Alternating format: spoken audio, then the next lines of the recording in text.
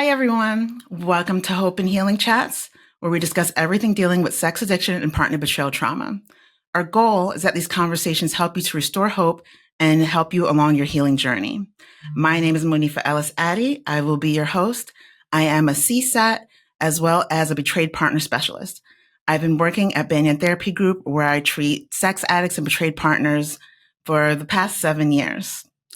If you haven't done so already, make sure that you like, subscribe, and ring that notification bell for our weekly episodes. So if you joined us last week, you know we spoke about the holiday season and how sex addicts can manage during this stressful time of year. This week, we're going to talk about the same thing, but from the betrayed partner's perspective. Our guest today is a licensed marriage and family therapist. We trained together to become betrayed partner specialists, and she is EMDR certified. She works at Banyan Therapy Group, where she has worked with betrayed partners and sex addicts for the past 6 years. She has co-facilitated intensive outpatient programs for sex addiction empathy workshops and has been a panelist to discuss various topics within the sex addiction community. She also leads support groups for female betrayed partners. She's a trained disclosure guide and has helped guide both addicts and partners through many disclosures. Introducing one of my favorite people to coordinate full disclosures with, Natalie Nazaryan. Oh, Welcome. thank you so much for that introduction. Thank you for being with us. Thank you for being here today. I love what you guys are doing, and I'm honored to be here. So last week when we had Dan, we started off with like why the holidays is so important on the sex addict side. But can you like go into why for betrayed partners? Why are we talking about the holidays? Yeah, so the holidays are often associated with family, connection, tradition. And I think the holidays in and of itself just amplify these expectations of being cheerful and having to put on this like happy face and be joyful. And as you can imagine, for partners, it's who are already struggling with kind of the day to day being happy, being joyful, now having to be in this position where it's like an expectation from others. So that definitely amplifies the anxiety around. It's the experience of it all of you just went through, or maybe went through discovery years ago, or even more recently. Holiday is supposed to be something cheerful, happy, and they're probably not happy. Like it's Right. And it's not. also conflicting emotions around that too, because maybe you've had traditions throughout the years that Mm, you personally want to uphold, but you're recognizing that it's a struggle and you're not able to. And then there's that internal conflict of I want to, but I can't. mm. And even more so if you have kids, then there's that expectation of, well, why should the kids struggle because of that? And there's just a lot of internalized conflict there as well. I like that you touched on the kids because I think for adults in general, lots of times they're not even into the holidays unless there's children involved. So, what is a way to manage that from the betrayed partner's perspective to like keep up that joy, or maybe they don't keep up the joy? Like, how can they work through that with children? Yeah, I think boundaries here are really important. And uh, if possible at all, agreement with your spouse throughout this time of like, let's try to keep our stuff as you should try to be doing away from the kids as much as possible. Mm-hmm. Um, and I think support here is very important. Self-care is important. As we hear all the time, you can't fill out of an empty cup. So if Yeah. you're taking care of yourself, then, that kind of gives you that space to be able to give to the kids. So I would say lots and lots of self-care. Do what you can for yourself. And if you want to, if it pleases you, if it makes you feel good to throughout this time, try to give to the kids as much as you can, as much as you want to. I would definitely say to have some sort of understanding with your spouse during this time if you can. Like, if we're going to argue, if I'm going to be triggered, let's try to pull to the side and let's have these Mm-hmm. talks in closed doors. I don't want any of that to kind of leak onto the kids, especially during this time. And just boundaries around, we'll probably get into like gifts, what you want and don't want to receive, and just like putting the focus on the kids as much as possible. Great point. You touched on gifts because Dan talked about gifts in the last one about the gift giving and like touching in with your partner about what it is they want, what they don't want, what do these holidays look like. And sounds like you were touching on that also about talking about gifts, like having boundaries around what gift giving looks like this year. Yeah, yeah. I think it's an important conversation. It's depends on the people. Some gifts can be very triggering, especially if there were gifts Wow. involved in the acting out, involved in their partner gifting other women or men. Um, so just again, a conversation around that.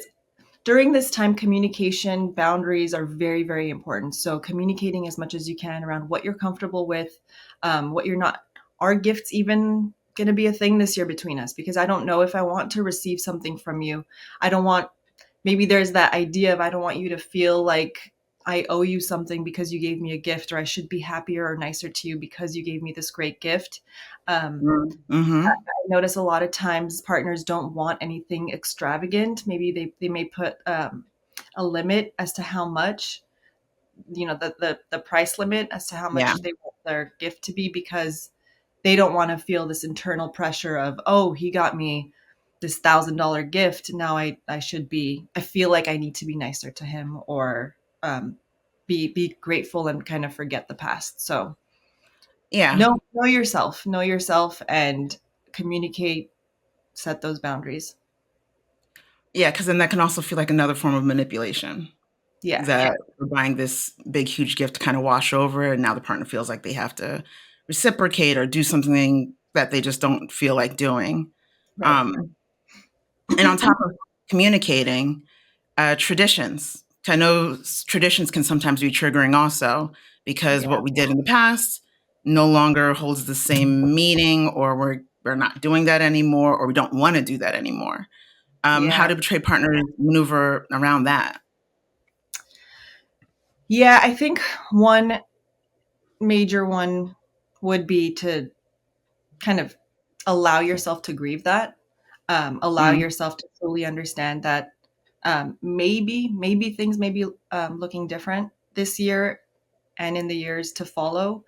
Um, so I would start there, is allowing yourself to grieve that. It could be triggering too, because during this time you kind of reflect. End of the year, it's generally a time where people start to reflect on the year or remember mhm, past Christmases, past times. And you may remember last year or the years before and think, oh wow, we were at such a different place, or we were at a place where I thought we were great but we really weren't. There was a lot of acting out going on, mhm. and so a lot of times partners just want to do things differently, and that's okay. So new traditions are okay. Um, Allowing yourself to, again, I know it's very difficult, and I've heard this from a lot of couples that, like, a lot of partners, like, I don't want to give up my traditions. I like the things that we do with the family. I like driving around and looking at lights and all of that. Listen, if that works for you, amazing. I would say, um, communicate, set boundaries around it. If you want to do it with just the kids this year, if you want to do it separately, um, and also creating new traditions so that, it doesn't have to feel so heavy, feel so overwhelming if you're triggered remembering the past traditions. And I like what you said about that, about like you might want to go look at the Christmas lights, but maybe you want to do it with just the kids. Like there's no one way to do this. Like there's freedom to do this however you want to. You might want to cherry pick some things, and then some things you might want to adjust, other things you might want to get rid of altogether Yeah, and create a whole new tradition. And whatever it is, it's fine. Like there's no one way to do this. You don't have to commit to anything. You might want to change it every year. Maybe next year looks different than this year. yeah, So um, that's so important to point out because I feel like many times people get so wrapped up in holiday tradition and want to keep the traditions and pass it down to the kids and so on and so on. And it's like you can pass down whatever you want to. Things can be different, however you want it to be, like, is going back to what you're saying, communicating and being honest with yourself about what that is. Right, right. And allowing yourself to be flexible during this time. And um, maybe it doesn't have to be a forever change, but give yourself the grace of this year. We're gonna do it different. I don't know how it'll be next year, but I know that this year, this is what I need. Um, and really, really listening to yourself during this time. And I also know with partners, sometimes listening to yourself can be a little difficult. Like sometimes it's hard to like tap into that part. So support system, like what does this look like? Especially at the holidays, everyone's busy doing their own thing. So it's like, how do you tap into a support system so you have someone to bounce this off of to figure out what it is that you need? Yeah, you're absolutely right. And support is so necessary in general for betrayed partners, and Yeah. especially during this time. I would say to try to get that kind of underway well before the holidays. Mm, Um, try to have your people, whether it's a support group for betrayed partners, whether it's your therapist, uh, friends that you can rely on, who you know that it's like a no judgment space for you to just vent or talk to. But support is crucial, especially during the holidays. So I would not skip that step. Definitely have your support. yeah. I know you host betrayed partner groups, and I've done the same. In our groups, we would talk about making sure that you, if you, let's say the group that you normally go to is on hiatus, like having a backup group or having something in that place during that time, or maybe even doubling up or tripling up on groups if you can, like S&on groups plus your therapy group or whatever you can, just Yeah. so you can amp it up and have it in place so you're not just left like, now all my support's gone. Yeah. Another thing you can do is, if you can find like one person, right, like an accountability partner type of person, that like maybe both of you kind of have this agreement, that you're each other's person, Mm, along with the group. mhm. Um, yeah. And I like that idea, because once again, it's the holidays, everyone's everywhere. Right. So if you can just lock in on one person, like we are each other's person, that may be even, less stressful than maybe doing multiple groups and less time consuming and more on demand. If you have this one person that you can Right. contact at any given time rather than now we have to wait for a group for Right. that to happen. Yeah. Travel. Like what does travel look like? Because especially when we're talking about visiting other families. Like maybe we're going to the betrayed partner's family, or maybe we're going to the spouse's family. Yeah. And yeah, I know all that can get very tricky. Yeah. So I would say at first, truly think about, is this trip necessary? Is this trip an Mm, obligation, or is this something that I want to do? Is this a genuine desire? Um, again, um, protecting your emotional well-being during this time is top priority. If it is an obligation, if it's something that you cannot, um, get out of, maybe it's family or the kids want to go, this is a need. Definitely set boundaries beforehand. So clarify with your partner, who you're traveling with, any possible triggers that might come up. I One important boundary is, hey, just an understanding of, like, if we need some alone time, or if I need some alone time, maybe, a word that we can use, so that, okay, that I want to spend some time alone, or we need to talk on the side. um, Also, does family know? And mm, if they don't, what we want to share with them, what we don't want to share with them, and then both of you being on the same page around that. You don't want to show up to a place and then all of a sudden your partner's talking about what you're going through and you weren't prepared for that, and becomes a whole mess.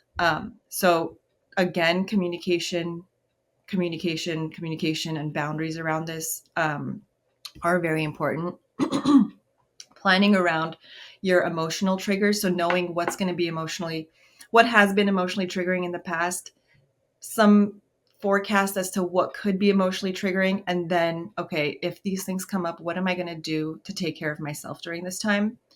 If it's, getting up early in the morning and taking a walk, or carving out some time in your day to like just be by yourself, do your meditations, have some semblance of a routine set up in your mind for when you travel so that it just doesn't feel all over the place, because traveling generally can. Um, Support, again, have your support in place if you so that you can call someone during this time. Um, what else? Yeah, communication is super important. Built-in breaks. Um, yeah, just try to have that forecast of what you can imagine may come up, and plan around that. And I hear you mentioning travel and self care. And as we know, because we both work with betrayed partners, self care is like the thing that we hammer in like to a blue in the face, like constant self care. But we also know that self care is usually the first thing off the to do list when things get Wow. stressful. So I imagine during this holiday season or any holiday season that we amp up the self care. Like whatever you were doing before, kind of like with the support system, we amp it up, you know, more just because you're going to need that much more capacity to deal with the day to day. Absolutely. Yeah. Um, Again, I mean, if you were doing a meditation in the morning, um, don't drop that. I mean, I know traveling can get so just all over the place. Maybe you're living with your family during that time. That's another thing also I forgot to mention is, if possible, um, if you can get your own like Airbnb or your own hotel room Mm. or something, so that at least you have some separation if possible. I know it's not always possible, but something to kind of keep in mind as an option. Um, but yeah, again, as I was saying, travel can just take you out of routine so much. Um, so recognizing that and having that like in mind of, I need to keep my routine. So Hmm. whatever that may look like, I need to keep some sort of routine for my own mental health, for my own emotional well-being. Um, and that is, if I'm going to go on a walk, right, do a meditation, maybe do it a little more, or just be more mindful, not to let those things slide. And you mentioned a couple times about boundaries, and even now, like if you can get an Airbnb or some space for yourself to have boundaries over that. So it's sounding like boundaries during the holidays may be a little more different, or once again maybe amped up again during the holiday season versus the rest of the year. Yeah. Right, because now you're potentially going to be put in a position where you need, it's not just boundaries with your spouse, but it's boundaries with family members. Um, Mm-hmm. so really thinking about what you will need during this time, what how you'll respond if a family member asks like, oh, I noticed something's wrong, or something seems different, or what's going on. Having a plan of how much we're willing to share, what we want to tell them. Really being on the same page as together at that. And I like that you mentioned that because I feel like when we get around family, and all of us do this, that there is a need to have to like share all these things, even if you don't want to. The questions might sound uncomfortable, but it's like, oh, it's family. You have to tell them whatever. When at the end of the day, you really don't. Like it's up to you. Whatever you want to share, you don't have to share anything if you don't want to. You can just give them a little random statement. You can play dumb. You can do whatever you want. Like it's not something that you have to do just because it's family asking questions. Right. And I noticed this similarly with children as well. And Mm. a lot of partners are like, well, I don't want to lie. I don't want to lie to my family and say there's nothing wrong and everything's fine. Um, Basically, I don't want to gaslight them. I don't want to do to them as it was done to me. Mhm. I totally respect that and understand that. So my go-to, I think what works best is having a statement, um, having that statement prepared and going in with that, so that you're not kind of fumbling all over the place in that moment. Just a general statement of, maybe we're struggling now, but we're figuring it out, or Yeah. whatever you feel most comfortable sharing.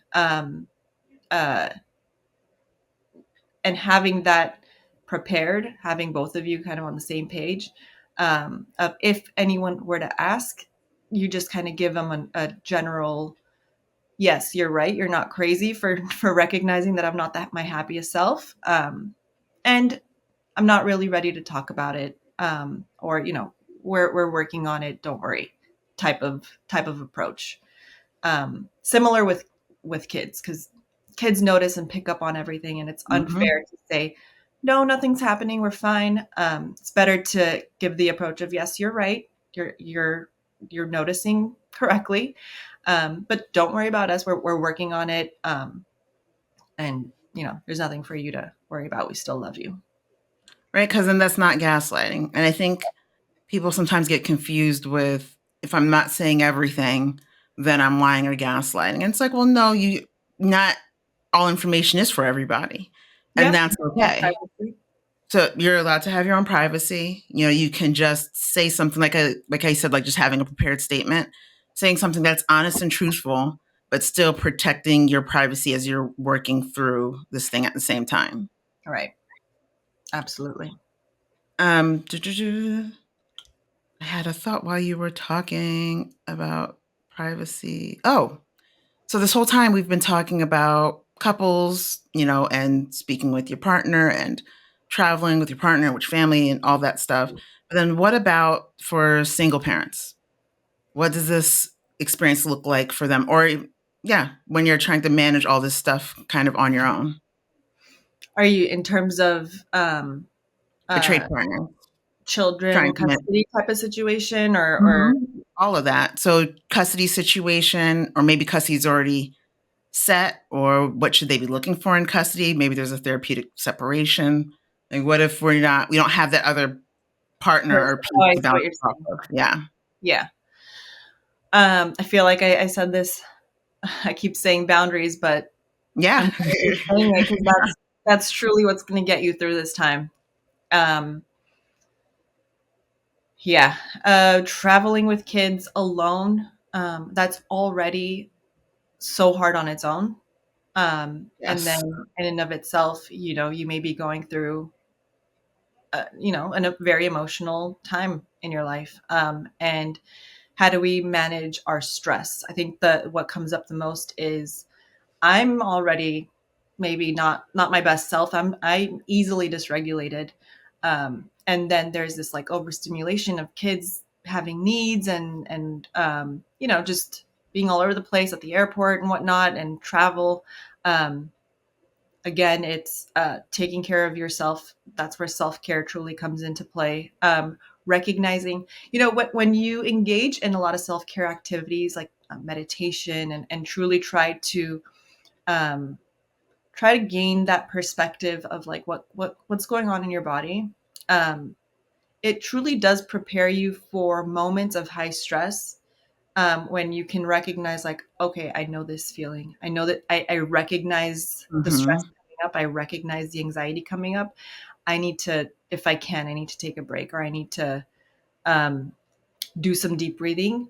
A lot of times we don't recognize until we're like deep into this dysregulation state, and then we're like, Yeah. oh, okay, I need a break, I need to, like, things have gotten way out of control.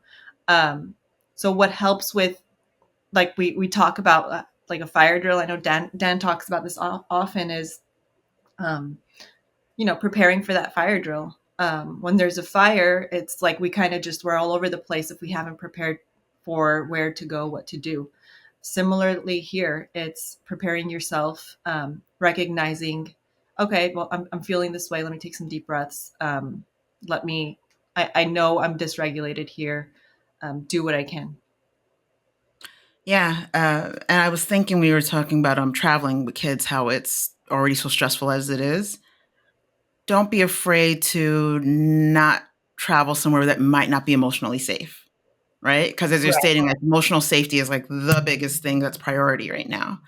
So if you know that you get super triggered when you go to mom's house, maybe we don't do mom's house this year.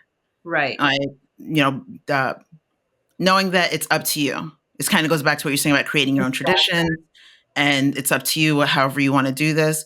So you don't have to just put yourself in these triggering situations for the sake of the kids, because if you're not good, kids aren't going to be good, and this is not going to be a good trip, and then it wasn't worth it. So if we go to mom's house every year and mom's house is not an emotionally safe place, then maybe we skip that this year, try again next year, or just assessing how you're feeling every season. Absolutely agree with you on that.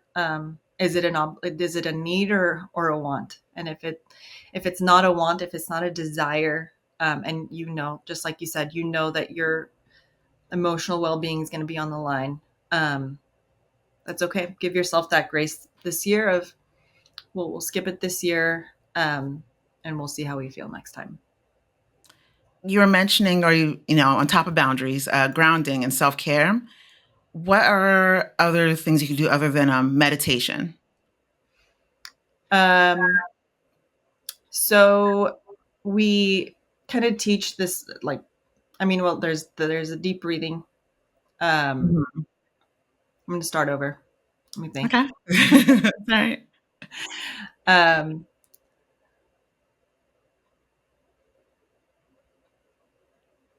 Are you thinking about square breathing?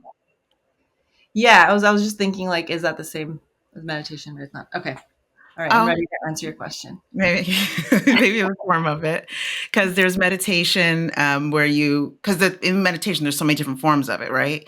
So a part of breathing is a part of that, but then I feel like square breathing is kind of like in its own pocket, separate from that one, because I can activate square breathing at any given time. I probably can't activate meditation at any given Yeah. time. Yeah.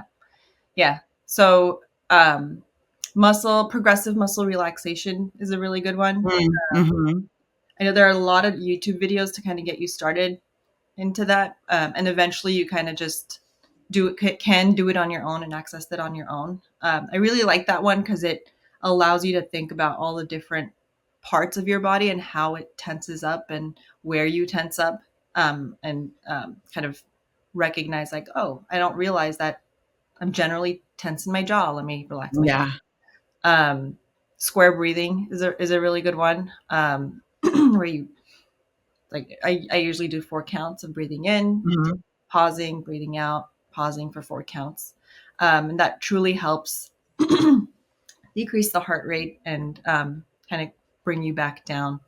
Um, Journaling is a really good one. Letting your thoughts out. Excuse me. Yeah, because if you don't let your thoughts out, it kind of just lives in your head and it kind of lives on repeat. It just feels like this like jumbled up information and it feels like a lot. So when you let it out and you write it out, kind of allows you to let go of that onto a piece of paper. You're not going to lose it. You're not going to lose it.